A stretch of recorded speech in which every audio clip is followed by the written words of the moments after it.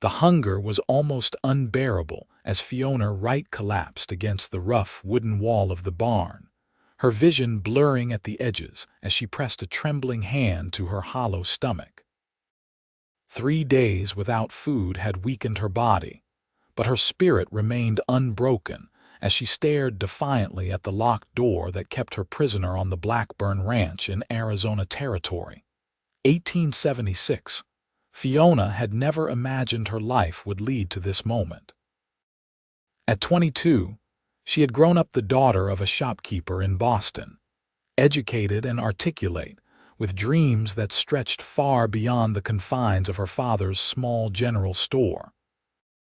When her parents died of influenza within weeks of each other last winter, leaving her with nothing but debts and heartache, she had answered an advertisement for a position as a governess in the West. The promise of adventure and a fresh start had been irresistible. The advertisement had been a cruel deception. Upon her arrival in Arizona Territory, she discovered the truth: she had been purchased as a servant by Jeremiah Blackburn, a wealthy rancher with a reputation for cruelty that matched the harshness of the desert landscape he commanded. Her protests fell on deaf ears as she was informed that the cost of her journey west had indebted her to Blackburn, and she would work to repay what she owed. For 6 months, she had endured. Cooking, cleaning, mending, the work itself didn't trouble her. It was Blackburn's increasingly possessive behavior, his casual cruelty, and his insistence on calling himself her master that had provoked her rebellion. When he had struck one of the young stable boys for a minor infraction 3 days ago, Fiona had intervened. Her reward was confinement in the barn without food until she learned her place. A sound outside the barn door made her tense. Keys rattled in the lock and she braced herself, prepared for another confrontation with Blackburn. Instead, the door swung open to reveal a man she had never seen before, tall and lean, with a shadow of stubble on his jawline and dust covering his clothes. A cowboy, clearly, but not one of Blackburn's men. "Miss, are you all right?" His voice was deep but gentle, concern evident in his blue eyes as they swept over her disheveled appearance. "Who are you?" Fiona managed, her voice hoarse from thirst. "Isaac Xavier," he replied, stepping into the barn and closing the door partway behind him. "I've just been hired on by Blackburn. Heard some talk among the hands about a woman being kept in here." He trailed off, his expression darkening as he took in her condition. "How long have you been without food?" 3 days, she whispered. Isaac's jaw tightened. Without another word, he reached into his saddlebag and pulled out a parcel wrapped in brown paper. Unwrapping it revealed bread, cheese, and dried beef. He knelt beside her, offering the food. Fiona hesitated, suspicion warring with desperate hunger. "Go on," he encouraged softly. "You need to eat." Her hunger won out. With trembling hands, she took the food, trying to restrain herself from devouring it too quickly. Isaac produced a canteen of water, which she accepted gratefully. "Why are you helping me?" she asked between careful bites. "Because no person should treat another this way," he answered simply. "Whatever you've done, nobody deserves to be starved. In my eyes, you're no man's property but your own equal, miss." His words, spoken so matter-of-factly, brought unexpected tears to her eyes. It had been so long since anyone had treated her with basic human dignity. "Blackburn will be back soon," she warned. "If he finds you here, let me worry about that," Isaac interrupted. "Can you tell me your name?" "Fiona Wright." "Well, Miss Wright, I think it's time someone got you out of this situation." His eyes held a quiet determination that sent an unfamiliar flicker of hope through her chest. "You don't understand. He'll come after me. He's paid for my passage from Boston. He says I belong to him until the debt is settled." Isaac's expression hardened. "No human being belongs to another. That's not how things work in a civilized world." He glanced toward the barn door. I need to go before I'm missed, but I'll be back tonight. Be ready to leave. Leave. The word seemed impossible, dangerous, yet thrilling. Yes, leave. His smile was slight but reassuring. I didn't come west to work for men like Blackburn. I've seen enough to know what kind of man he is. Just be ready after midnight. Before she could respond, he was gone, slipping out of the barn as quietly as he had entered, leaving Fiona with food in her stomach and something even more precious, hope in her heart. True to his word, Isaac returned that night. Fiona had spent the intervening hours alternating between anticipation and terror. What if this was a trap? What if Blackburn had sent this stranger to test her loyalty? But when Isaac appeared, leading 2 horses and carrying a bundle of supplies, his earnest determination reassured her. We need to move quickly, he whispered, helping her onto one of the horses. Blackburn and most of the hands are sleeping off a night of drinking, but we can't risk delay. Fiona had never ridden astride before, but there was no time for propriety. She gathered her tattered skirts and mounted as best she could, grateful for Isaac's steadying hand. They led the horses away from the barn at a walk, not daring to make noise with a trot until they were well away from the ranch house. Once they reached the edge of Blackburn's property, Isaac picked up the pace. They rode through the night, the desert landscape silver blue under the light of a 3/4 moon. Despite her exhaustion, Fiona felt more alive than she had in months, the cool night air against her face and the rhythm of the horse beneath her, a kind of freedom she had almost forgotten existed. "Where are we going?" she finally asked when they stopped briefly to rest the horses at a small creek. "To a place called St. George, up in Utah Territory. It's about 4 days' ride from here," Isaac replied, helping her down from her mount. "I have a friend there who runs a boarding house. You'll be safe until you decide what you want to do next. Utah." "But that's so far," Fiona said, bewildered by the generosity of this virtual stranger. "Why would you do this for me?" Isaac's expression grew serious in the moonlight. "My mother was treated similarly by a man who thought he owned her. No one helped her." He looked away. "I swore I'd never stand by when I saw such a thing happening to anyone else." The simple honesty in his voice moved her. "Thank you," she whispered, the words inadequate for the magnitude of what he was doing. He nodded once, then gestured to the creek. "We should refill the canteens and let the horses drink. We've got a long ride ahead." They traveled mainly at night for the first 2 days, sleeping in shifts during daylight hours hidden among rocks or in the sparse shade of juniper trees. Isaac was certain Blackburn would send men after them once he discovered Fiona missing, and the cowboy took no chances with their safety. On the morning of the 3rd day, as they were making camp in a sheltered canyon, Isaac suddenly tensed, his hand going to the revolver at his hip. "What is it?" Fiona asked, alarmed. "Riders. 3 or 4 by the sound. Get behind those rocks," he directed, nodding toward a cluster of boulders. "And take this." He pressed a small knife into her hand. Fiona's heart hammered as she concealed herself. She could hear the approaching horses now, the jingle of spurs and creak of saddle leather. She tightened her grip on the knife, though she had no idea how to use it effectively. "Xavier," a rough voice called. "We know you're here. Blackburn wants his property back." "I don't see any property of Blackburn's around here," Isaac called back calmly. "Just a free woman making her own way." Fiona peered around the edge of the boulder. 4 men on horseback faced Isaac, who stood his ground, seemingly relaxed but with his hand never far from his gun. "Don't be a fool, Xavier," the lead rider said. "The woman's not worth dying over. Blackburn's offering to forget this happened if you bring her back now." "And if I don't," the rider spat onto the ground, "then we take her back anyway and you don't make it to see tomorrow." "That would be unfortunate," Isaac replied. especially since I took the liberty of sending a letter to the territorial marshal before we left, detailing Mr. Blackburn's treatment of Miss Wright. Should anything happen to either of us, that letter gets delivered."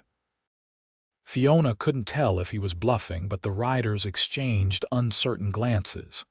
"You're lying," the leader said, but there was a note of doubt in his voice. "Am I? Care to bet your lives on it? Because if that letter reaches the marshal, Blackburn won't be the only one facing questions. Kidnapping, forced servitude, those are serious charges for anyone involved." A tense silence stretched between them. Finally, the lead rider cursed. "This ain't over, Xavier. Blackburn doesn't forget, and he doesn't forgive." "Neither do I," Isaac responded evenly. "Ride back and tell your boss that if he comes after Miss Wright again, I'll make sure everyone from here to Santa Fe knows what kind of man he really is. Now get off this land before I decide you're trespassing."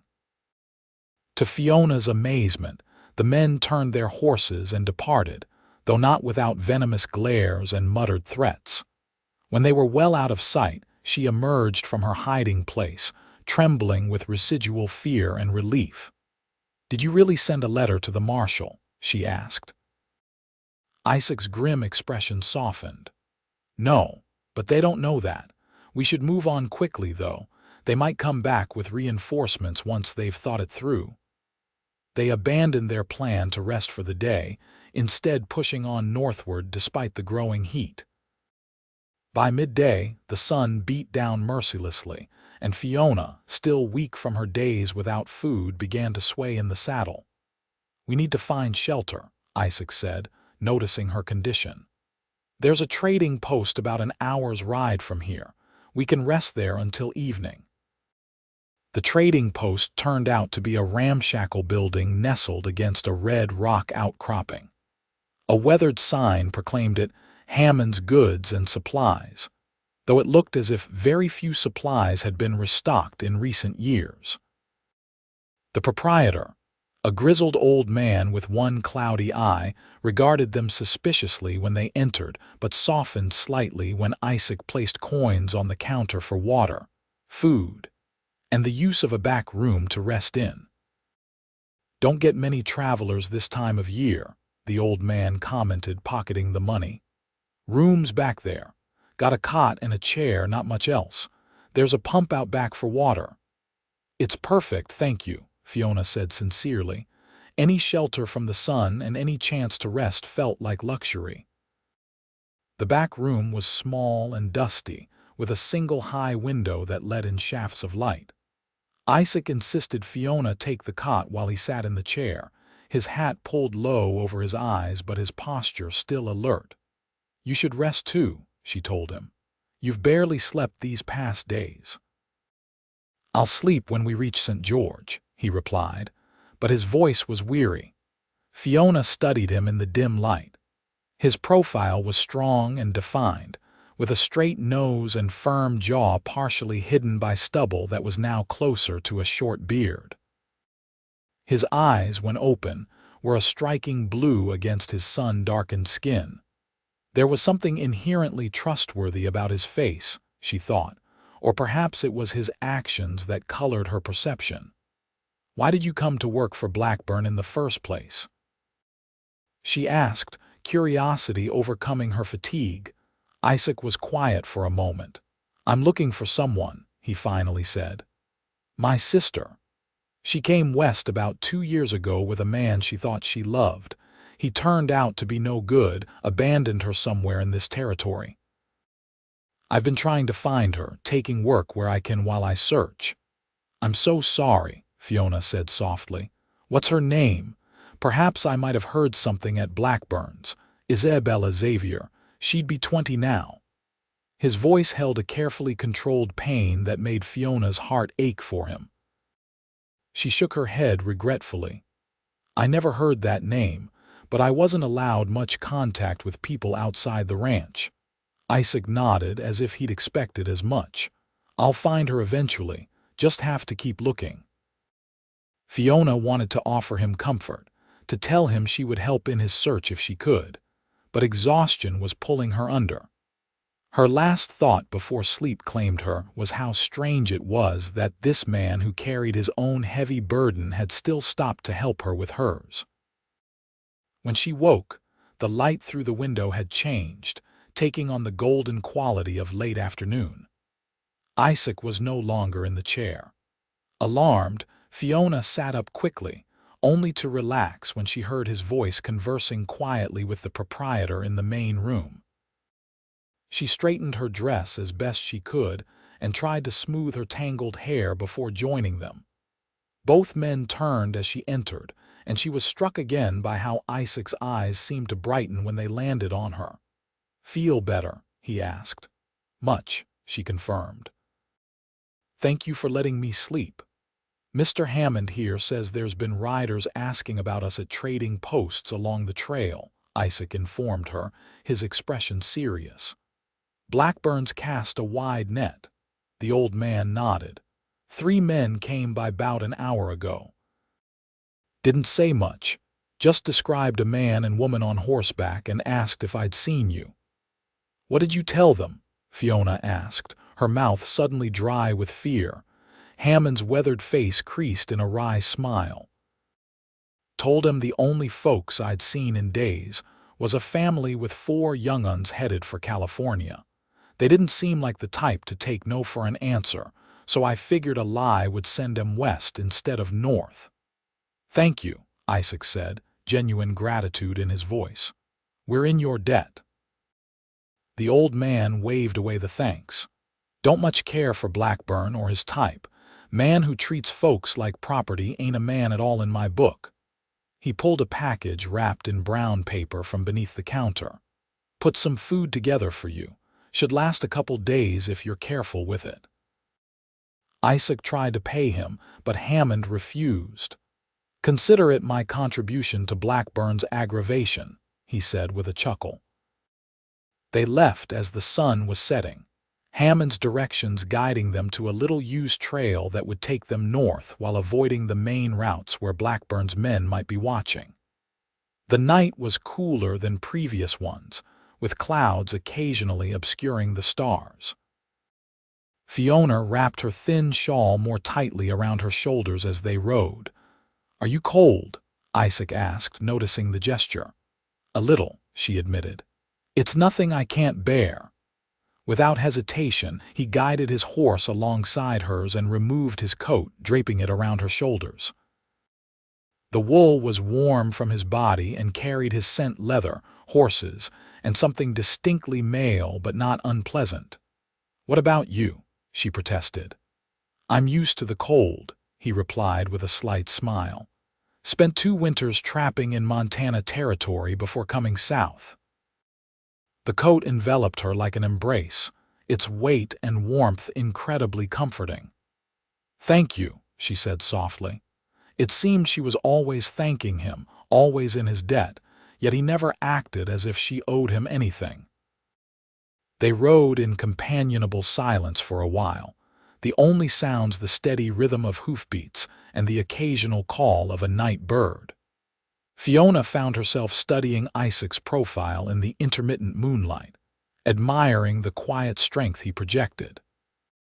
"Tell me about your home," he said eventually, breaking the silence. "Boston, you said." Grateful for the distraction from her increasingly confusing feelings, Fiona described the bustling city she had left behind: the cobblestone streets, the grand buildings, the ships constantly arriving and departing from the harbor. She told him about her father's general store, where she had helped since she was old enough to count change, and about the books she had loved to read during quiet moments. "It sounds like a good life," Isaac commented when she paused. "You must miss it." Fiona considered this. "I miss what it was before my parents died, but even if I could go back now, there would be nothing left for me there. The store was sold to pay their debts and most of our possessions with it." She sighed. "That's why I answered that advertisement. I thought I was being hired as a governess for a respectable family.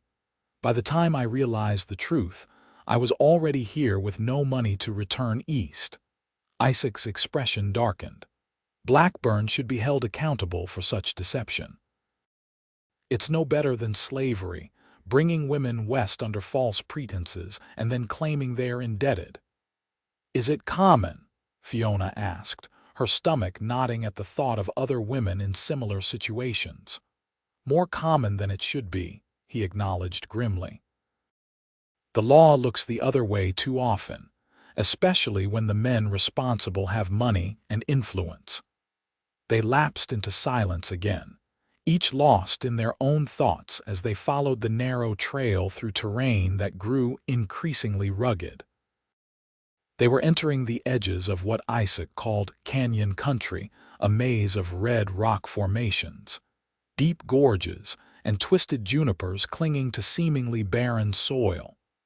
As dawn approached, they made camp in a protected hollow, the high walls providing shelter from both the wind and prying eyes.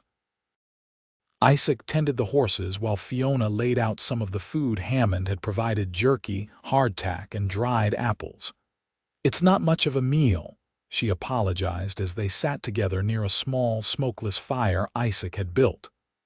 "I've had worse," he assured her, accepting the food she offered. "Once spent 2 weeks in the mountains with nothing but what I could hunt or gather. By the end, tree bark was starting to look appetizing." Fiona laughed despite herself, the sound surprising her. It had been so long since she'd had anything to laugh about. Isaac smiled in response, the expression transforming his face, softening the lines of weariness and worry. "You have a beautiful laugh," he said quietly. The simple compliment warmed her more than the fire. For a moment they just looked at each other, something unspoken passing between them.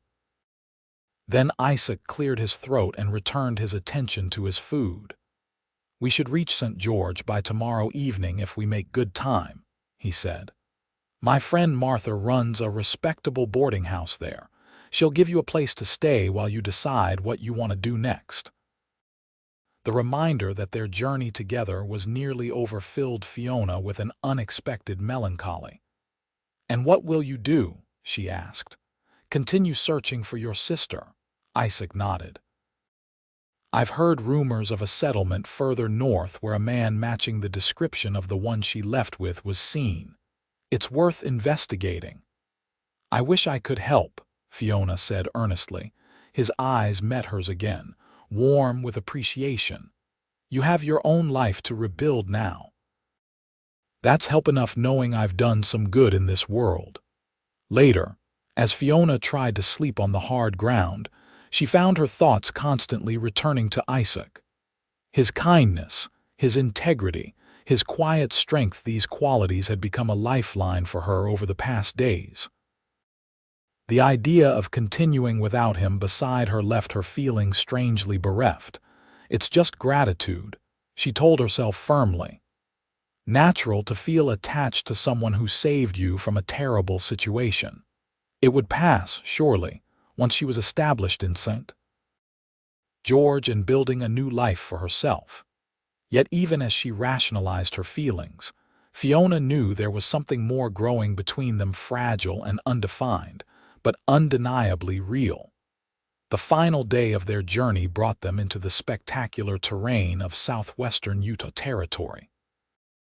Massive red cliffs rose on either side of the trail, streaked with black and white, telling the story of millennia in their layered faces. Despite her fatigue and the lingering anxiety about Blackburn's pursuit, Fiona couldn't help but be awed by the landscape. "It's like being in a cathedral," she murmured as they rode through a particularly dramatic section of canyon. "Nature's own architecture." Isaac nodded in agreement. "First time I saw country like this, I felt the same. Makes a man feel small, but in a good way. Reminds you there are forces in this world far greater than any human concerns." They emerged from the canyon in late afternoon to see a settlement in the distance, nestled against red hills with cultivated fields surrounding it. "St. George," Isaac said, pointing. "Founded by Mormon settlers about 15 years ago. It's grown quite a bit since then. As they drew closer, Fiona could see neat rows of adobe and wooden buildings, many with gardens. A white stone church dominated one end of the town, its simple design nonetheless impressive against the dramatic backdrop of cliffs. "It's lovely," she said, surprised by the oasis of civilization after days in the wilderness. "The Mormons are determined people," Isaac commented. "They've made the desert bloom through sheer force of will and a lot of hard work." They rode into town as the sun was beginning to set, drawing curious glances from people on the boardwalks. Fiona was acutely aware of her disheveled appearance, her dress dirty and wrinkled, her hair tangled despite her best efforts to keep it neat. After days on the trail, neither of them looked particularly presentable. Isaac led them to a two-story building on a side street, its freshly painted sign proclaiming it Mrs. Henderson's boarding house. A well-tended garden surrounded the property, and curtains fluttered at the open windows. Before they could dismount, the front door opened, and a round-faced woman in her 50s emerged, wiping her hands on her apron. Her expression of mild curiosity changed to one of delight when she recognized Isaac. "Isaac Xavier. As I live and breathe," she exclaimed, hurrying down the steps. "It's been nearly a year since you passed through."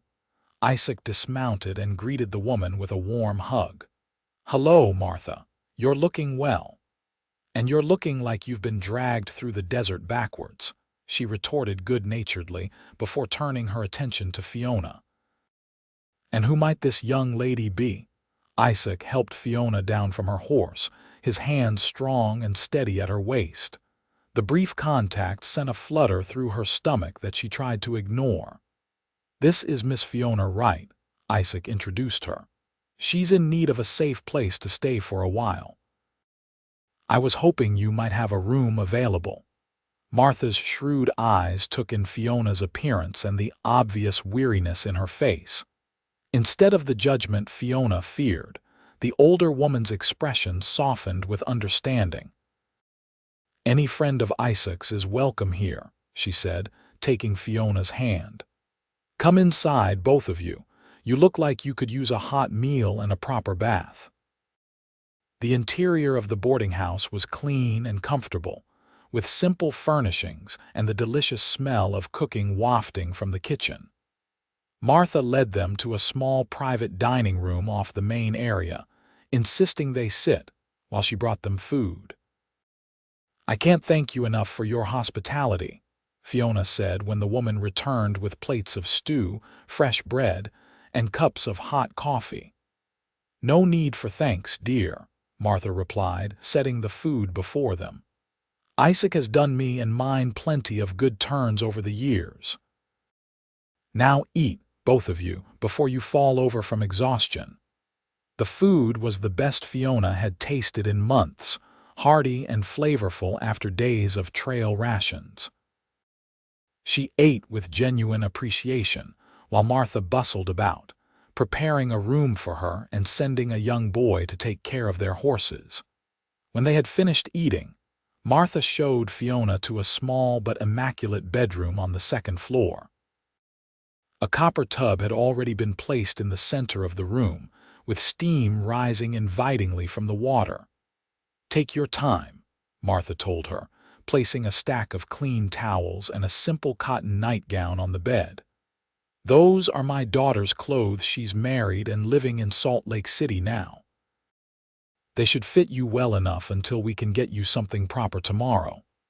Overwhelmed by the kindness, Fiona felt tears prick at her eyes. "How can I ever repay you?" Martha patted her hand. "You just get some rest, dear. Everything looks brighter after a good night's sleep in a real bed." When the older woman had gone, Fiona sank gratefully into the bath, allowing the hot water to soak away the grime and aches of the journey. As she washed her hair with the lavender-scented soap Martha had provided, she found herself wondering what Isaac was doing. Was he already planning his departure? The thought filled her with a hollow feeling. After her bath, dressed in the borrowed nightgown with her hair still damp, Fiona was about to climb into bed when a soft knock came at her door. She opened it cautiously to find Isaac standing there, freshly bathed himself, his hair still wet and his face clean-shaven for the first time since she'd met him. "I wanted to make sure you were settled in all right," he said, his eyes carefully averted from her nightgown-clad form. "Yes, thank you," she replied, suddenly shy. "Mrs. Henderson has been very kind." "Martha's one of the best people I know," he agreed. "You'll be safe here." He hesitated, then added, "I'll be leaving at first light tomorrow, wanted to say goodbye properly." The words hit Fiona with unexpected force. "So soon?" she asked, unable to keep the disappointment from her voice. Isaac met her eyes then, and she saw in his gaze a reflection of her own reluctance to part ways. "The sooner I find Isabella, the better," he said softly. "But I'll come back through St. George when I can. Check on how you're doing." "I'd like that," she whispered. They stood there for a moment, the air between them charged with words unsaid. Finally, Isaac reached out and gently tucked a strand of damp hair behind her ear, his fingertips brushing her cheek in a touch so light it might have been imagined. "Good night, Fiona," he said, his voice husky. "Sleep well." Before she could respond, he turned and walked away, his footsteps fading down the hallway. Fiona closed the door and leaned against it, her heart racing and her cheek tingling where he had touched her. Despite her exhaustion, sleep was long in coming that night. Isaac was gone when Fiona came downstairs the next morning, just as he'd said he would be. Martha informed her that he had ridden out before dawn, leaving instructions for a sum of money to be given to Fiona to help her get established. "He also asked me to give you this," Martha said, handing over a folded piece of paper. Fiona opened it to find a brief note in a surprisingly neat hand. "Fiona, the money is not charity but what you're owed for your work at Blackburn's. I estimated what a fair wage would have been for 6 months. Use it to build the life you deserve. If you decide to move on from St. George, please let Martha know where you've gone. I'd like to know you're safe when I pass through again." Isaac, no flowery sentiments, no dramatic declarations, yet the simple concern and respect in those few lines moved her deeply.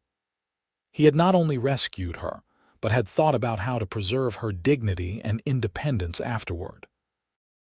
"He's a good man," Martha commented, watching Fiona's face as she read the note. "One of the best I've known, though life hasn't been kind to him." "He told me about his sister," Fiona said, carefully refolding the paper. "That he's looking for her." Martha nodded sadly. "Been searching for almost a year now. That kind of loyalty is rare." She gave Fiona an appraising look. "So, what will you do now that you're free?" The question caught Fiona off guard. What would she do? For so long, survival had been her only goal. Now, faced with actual choices, she felt almost dizzy with possibilities. "I'm not sure," she admitted. "I need to find work, certainly."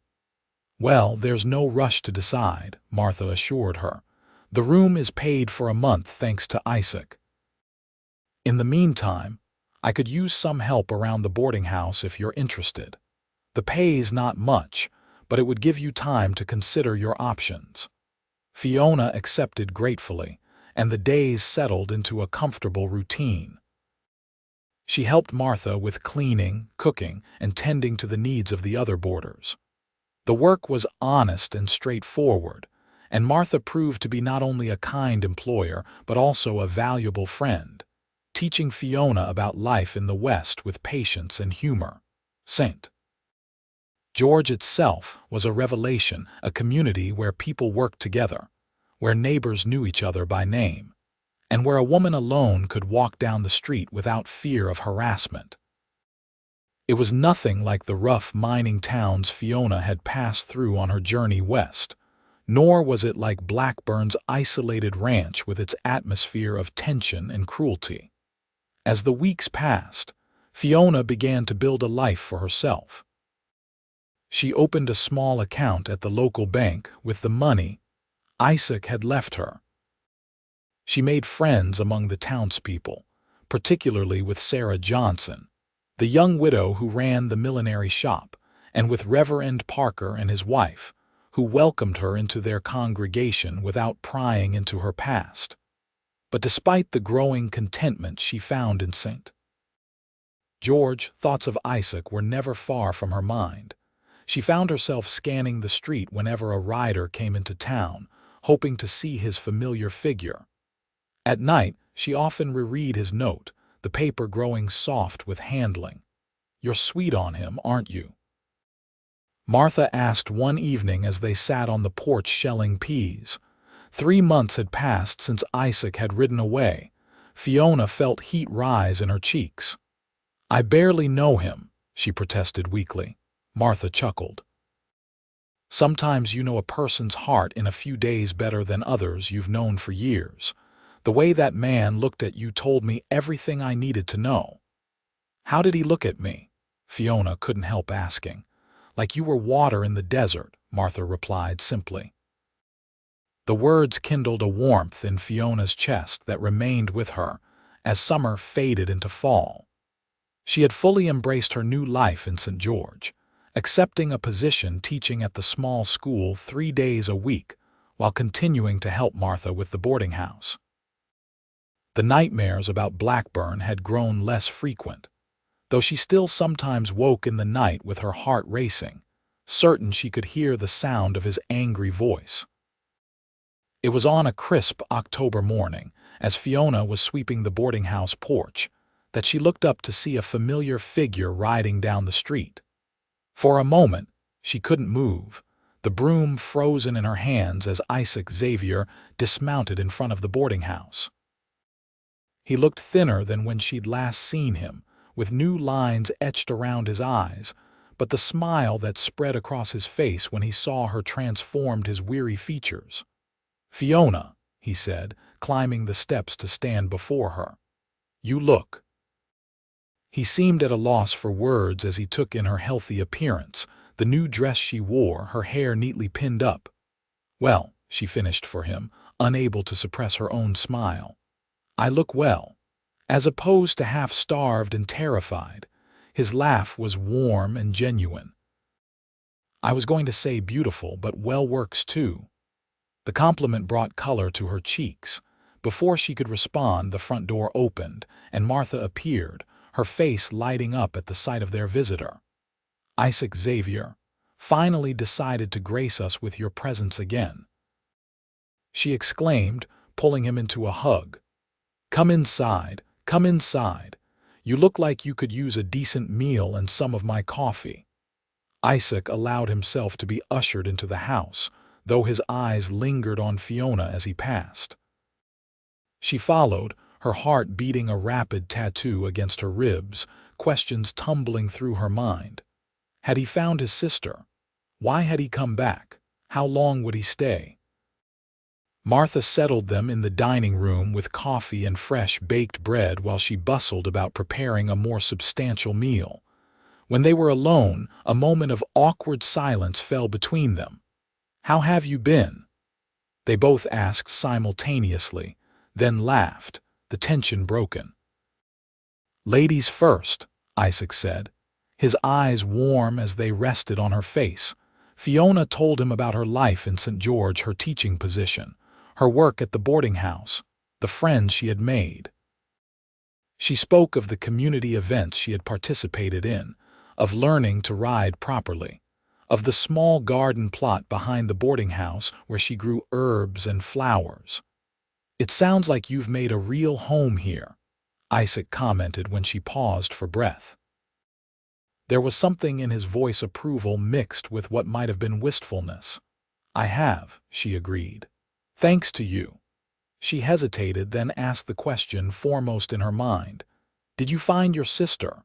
A shadow crossed his face, but then he nodded, a smile breaking through. "Yes, finally. She's in a settlement north of here, married to a farmer. Not the man she left with. Thankfully, he abandoned her just as I feared. But she found her way to a Mormon family who took her in, and she eventually married their son. His expression softened. She has a baby now. A little boy. Oh, Isaac, that's wonderful, Fiona exclaimed, genuinely happy for him. You must be so relieved. I am, he confirmed. Spent a month with them, getting to know her husband, making sure she was truly happy. He's a good man, works hard, treats her with respect.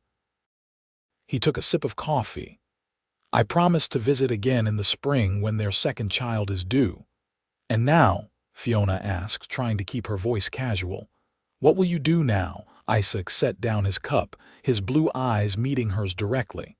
That depends partly on you, Fiona, her breath caught. On me. I've been thinking about settling down somewhere, buying some land, raising horses maybe. I've saved most of what I've earned these past years. He paused, his expression turning uncertain.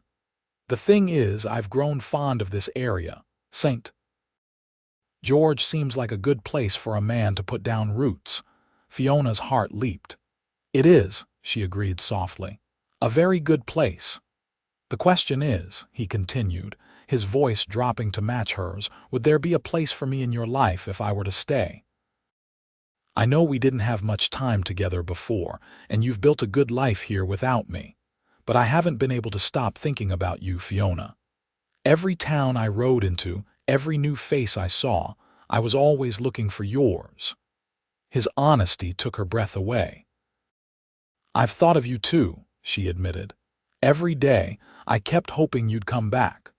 The look of joy that spread across his face was like sunrise breaking over the red cliffs. He reached across the table, taking her hand in his. I'm not a wealthy man, and the life I can offer wouldn't be one of luxury. But I swear to you, Fiona Wright, you would always be my equal in all things, never beneath me or beholden to me. Tears pricked at Fiona's eyes as she squeezed his hand. That's worth more than all the riches in the world to me. They might have said more, but Martha chose that moment to return with plates of ham, eggs, and potatoes. She took one look at their joined hands and beamed. Well, it's about time, she declared, setting the food before them. I was beginning to think I'd need to send a telegram to hurry you along, Isaac Xavier. Isaac laughed, not releasing Fiona's hand. No need for telegrams, Martha. I just needed to be sure of a welcome. Foolish man, Martha clucked, though her eyes twinkled, as if there was ever any doubt. She looked between them, her expression softening. Now eat your breakfast. You two have a lot of catching up to do, and food's getting cold. Over the next few weeks, Isaac and Fiona rediscovered each other in the peaceful context of St. George rather than on the run across the desert. Isaac found work helping a local rancher train horses, his natural way with the animals quickly earning him respect in the community. In the evenings, he would call on Fiona at the boarding house, and they would walk together through town or sit on the porch, talking for hours. Fiona learned about his childhood in Missouri, where his father had been a blacksmith and his mother had run a small seamstress business. She heard about his time in the Union Army during the war, though he spoke little of the fighting itself, preferring to tell stories about the comrades who had become like brothers to him. He described his years of wandering after the war, working cattle drives and breaking horses across the territories, searching for a place that felt like home.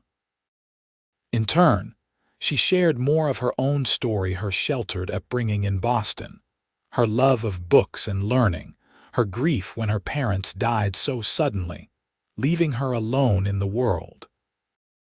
She even found the courage to speak of her time at Blackburn's, the daily humiliations and the constant fear, things she had never fully articulated to anyone before. Isaac listened with quiet attention, his hand often covering hers in wordless support. When she spoke of Blackburn, a muscle would tighten in his jaw, but he never interrupted, giving her the space to unburden herself at her own pace. You ever worry that he might find you here?" Isaac asked one evening as they walked back from the church social, the stars brilliant overhead. "Sometimes," Fiona admitted. "Less now than at first. St. George feels safe and Blackburn's reach only extends so far." Isaac was quiet for a moment, then said, "I heard news of him when I was up north. Seems he's in some legal trouble. One of his men got drunk in a saloon and started bragging about how they'd taught some woman a lesson at Blackburn's orders. Wrong place to be running his mouth. The territorial judge happened to be in that same saloon." Fiona stopped walking, staring at Isaac in the moonlight. "What happened?" "Judge ordered an investigation. Other women have come forward with similar stories to yours.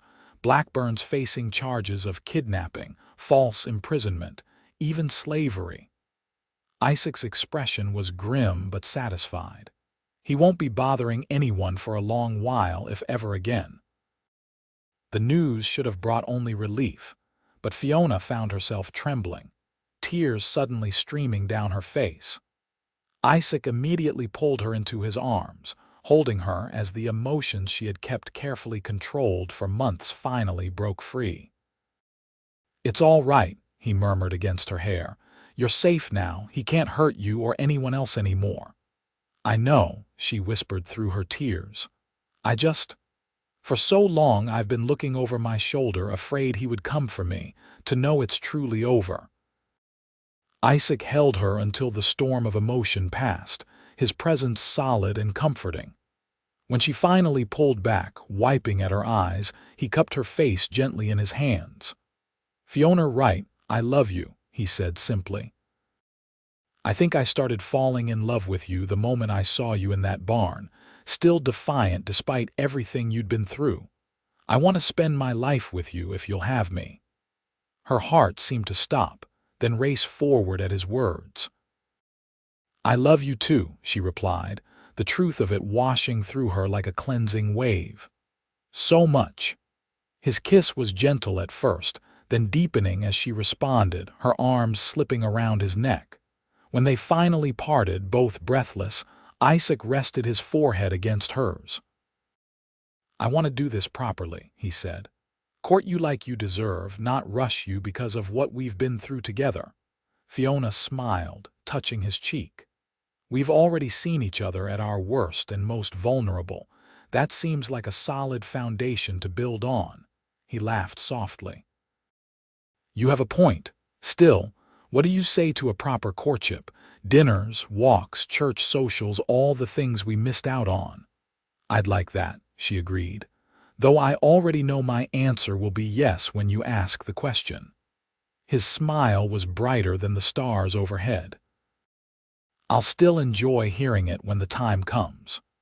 True to his word, Isaac courted Fiona with patient devotion over the next months. He became a familiar and well-liked figure in St. George, respected for his work with horses and his straightforward manner. When he purchased a small ranch just outside town in early spring, no one was surprised. They were married in May of 1877 in the white stone church, with Martha Henderson beaming in the front pew and most of the town in attendance. Fiona wore a gown of pale blue silk that Sarah Johnson had helped her make, with wildflowers in her hair instead of a veil. "I now pronounce you husband and wife," Reverend Parker declared to the gathered congregation. "What God has joined together, let no man put asunder." As Isaac kissed her, gentle yet filled with promise, Fiona felt the final shadows of her past fall away. In their place was only the light of a future built on mutual respect, shared hardship overcome together, and a love that had begun in the darkest of circumstances, but now blazed bright and true. Their ranch became a haven not just for themselves, but for others in need of shelter and a fresh start. Isaac's reputation as a horse trainer grew, bringing clients from as far away as California. Fiona continued to teach at the school part-time while helping to run the ranch. her natural intelligence and organizational skills complementing Isaac's more practical abilities. In the evenings, they would sit on the porch of their modest but comfortable home, watching the sunset paint the red cliffs with fire. Sometimes they would talk about their day, sharing small triumphs and challenges.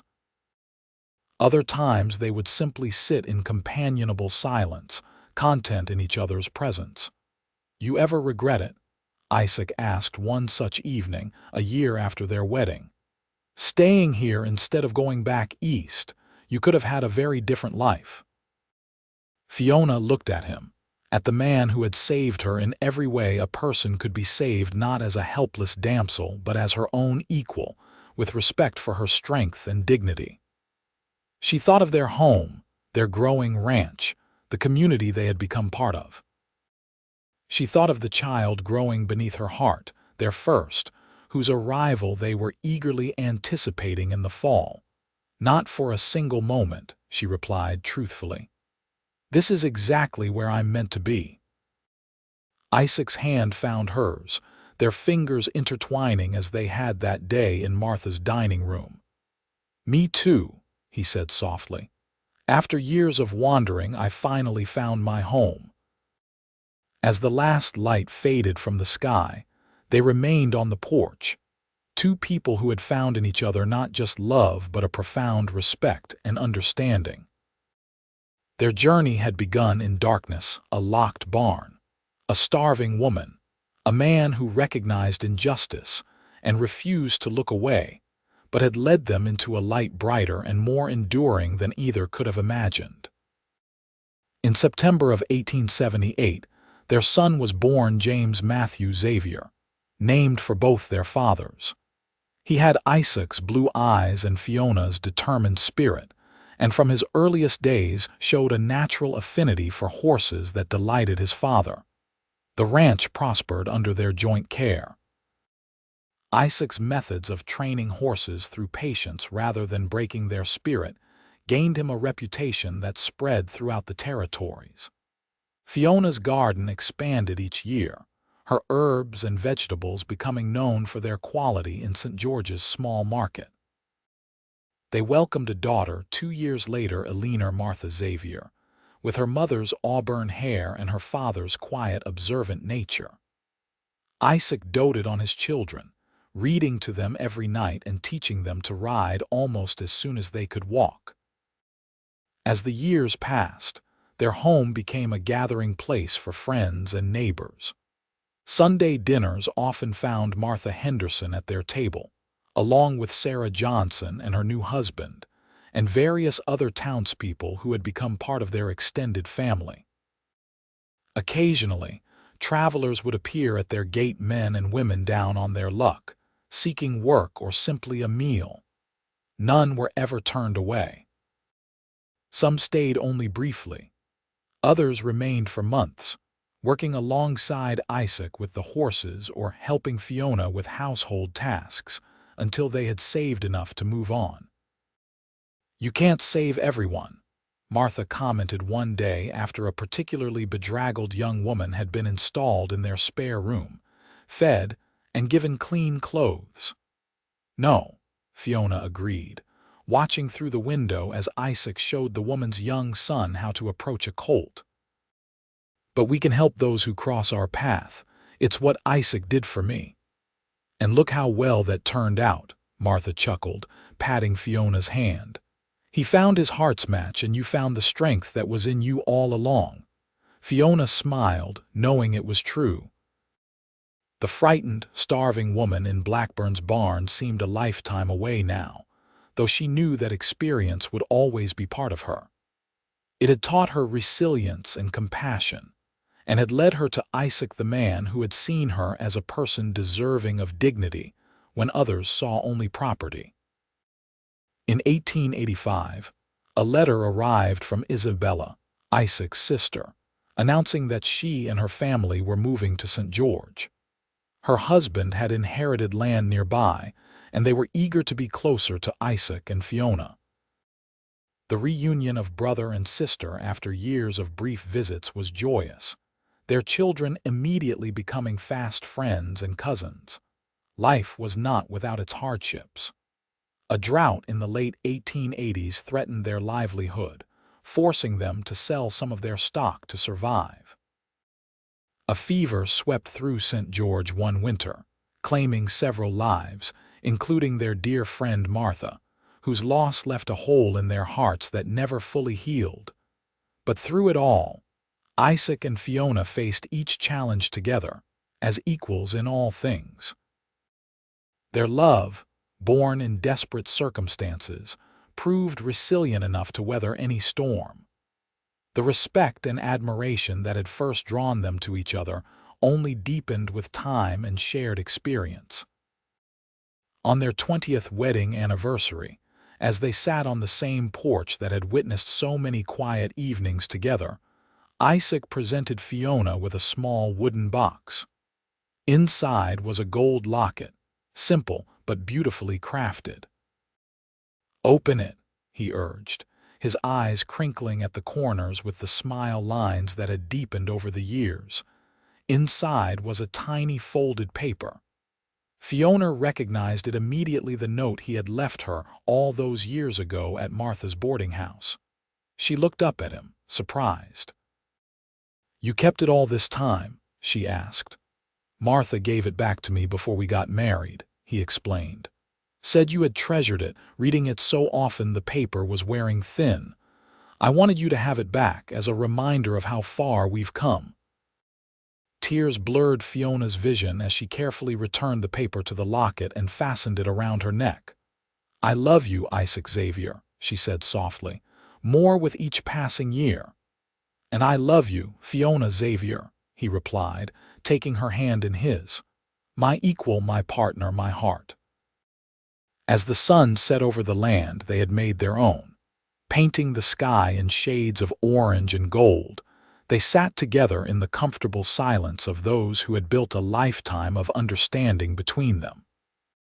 From inside the house came the sound of their children's laughter as James, now 16 and as tall as his father, told stories to Alina and their younger brother Thomas, born 5 years after his sister. The journey that had begun with an act of compassion in a darkened barn had led to this: a family, a home, a life rich with purpose and love. Neither Fiona nor Isaac took it for granted. Each day was a gift, each moment together precious, because they knew how easily they might never have found each other at all.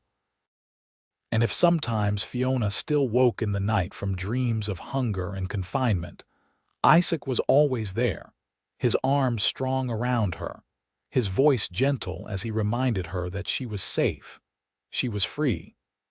She was loved not as a possession but as his equal in all things, just as he had promised that first day when he offered food to a starving woman and changed both their lives forever.